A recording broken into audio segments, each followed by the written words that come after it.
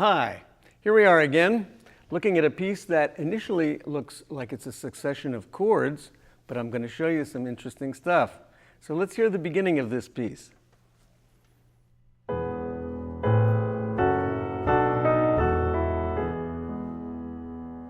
So you can hear that it's chord, chord, chord, and then there's a few little moving notes.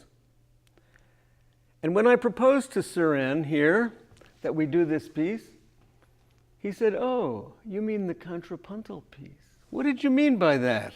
It was the, there's something in, I think, every piece that kind of sticks with you the most.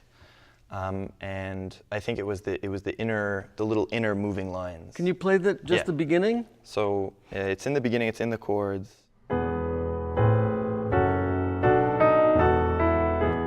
So I think we can go further. I think we can say it's really this little motive B, B sharp, C sharp. Can you just play those three chords with the, yeah.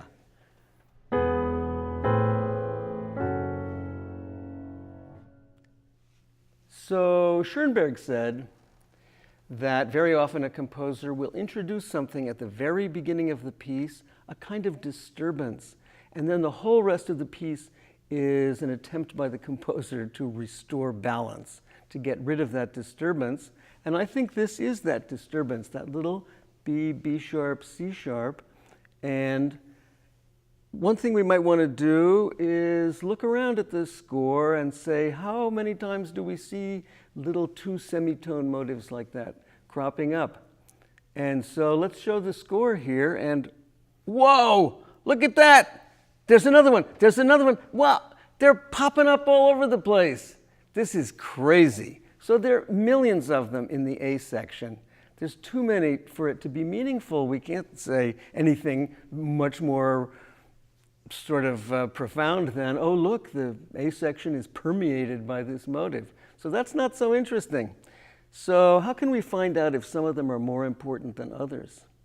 So one way is to look for repetition.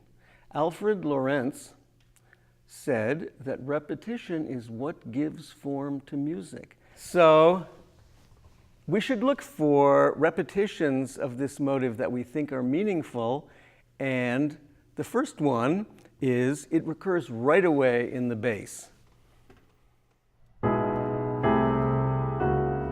There it is.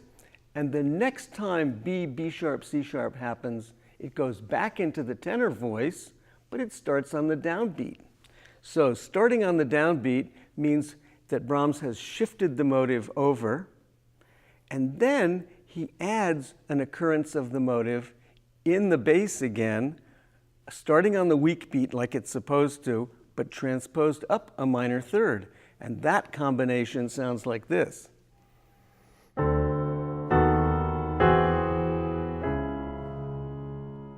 Yeah, except you know what? It would be good if you just played the two lines, the B, B sharp and the D, D sharp, B sharp.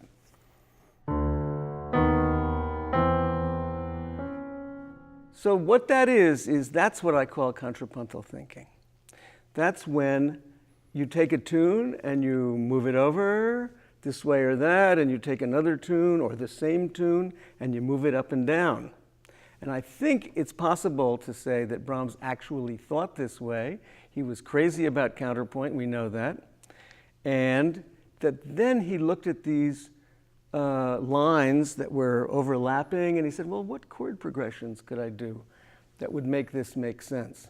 So let's look at that first occurrence of the two motives together. So why don't you play first the two motives and then with the chords.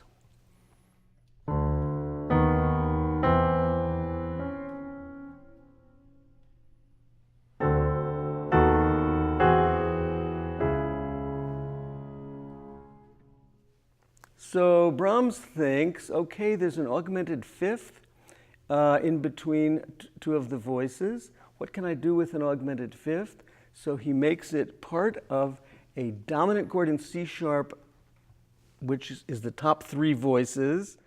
But he lets the E be in the bass. What does that sound like? What does that E want to do? Well, I think it wants to go down. Yeah, exactly. Very good. But what he actually plays is he doesn't play the passing D sharp. He plays. He just goes there. It's a kind of ellipsis where the 13th of the chord is in the bass and it just goes and resolves. Okay, so why did I single out that combination? I singled it out because it comes back. So remember, Brahms moved the motive up an octave, put it on the downbeat, and put a new motive starting on the weak beat over here. He's going to do that again. He's going to take this motive, put it up here, make it start on the downbeat, and put a new motive transposed up another minor third over here. So maybe you can play the first one, B, B sharp, C sharp, with its with the D, D sharp. That's yeah. right. That's right. So in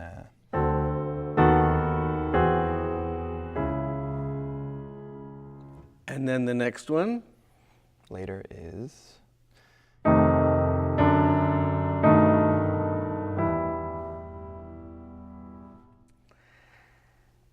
So you can see that there's a process going on here of sound the motive, sound the other motive, put some chords around it. If Brahms had done this a third time, he would have taken the F, F sharp, G motive, put it up on the downbeat, and started a new one on A flat or G sharp, and gone G sharp, A, B flat.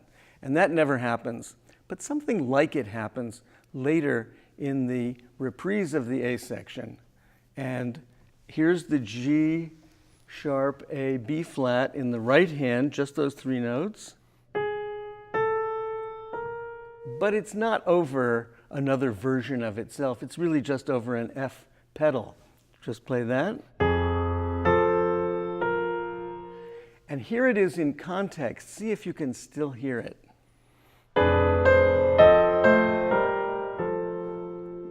Yeah, maybe you could just play the right hand so we can hear G sharp, A, B flat. I'll overemphasize. Yeah.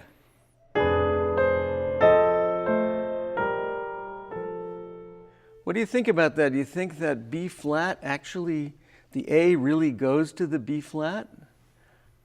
It's complicated by the fact that there's the downward. Right, so both voices move towards the B flat. Yeah. So what do you think? Do you think I mean, now I do, for sure. You do what? I do hear this now. Yeah, play one more time, just the right hand. Just the right hand. Yeah. There. So you can sort of hear that the two voices converge on the B flat.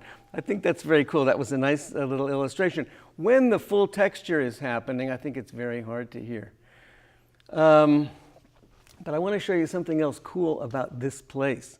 The motive, G sharp, A, B flat, actually in this case is accompanied by another motive that you've heard before. So now, if you would go back to measure 3, and then keep going in the right hand. So.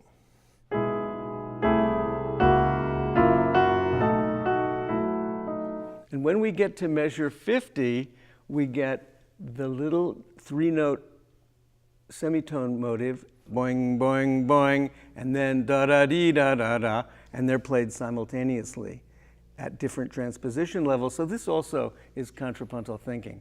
But now I'm going to show you the best thing of all, which is the coda. Now, it's well known that Romantic composers put something special in the codas often. And one example that I think of is some Beethoven string quartets. Another example is the Mendelssohn Midsummer Night's Dream overture. Something special happens in the coda. What does Brahms do here? Here, he takes the descending melody of the B section with its arpeggios. Maybe you'd like to hear that. Maybe you could play the beginning of the B section.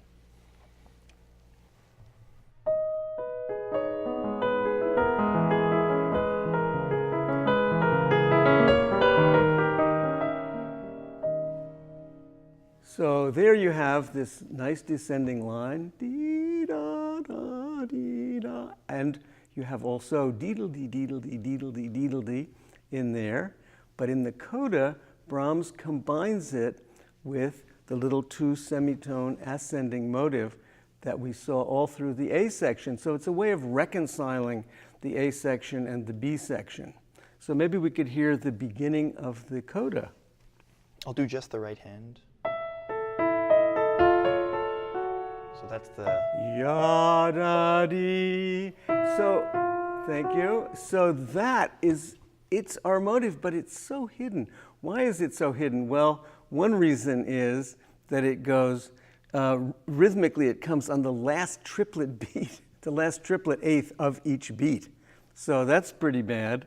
But on the other hand, Brahms brings it out, I think, by making it, how do you play that? It's, so the rising 2 half steps are pretty much inevitably played by the thumb, which is a really good finger for bringing out inner voices, which is part of the appeal, I think, for writing music for the left hand alone, because inevitably, if you're writing a melody that's in an upper part, that upper part in your left hand is going to be played by the thumb. So it's just a good finger to bring out something. Right. So here, it's the inner voice of the right hand is brought out by the thumb. By the thumb.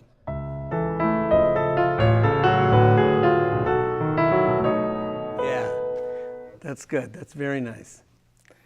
So I think it's important to look at contrapuntal combinations, even in music that doesn't appear initially like contrapuntal music, and find these little repeating combinations that I claim are the seed of the entire piece, that generate the form of the piece, that generate the modulations, that generate some of the cool music. But that's really a very small part of it, because you'll hear when Suren plays the whole piece through that there's so much else going on and your attention can't possibly stay with these things. So let's hear Suren play the piece.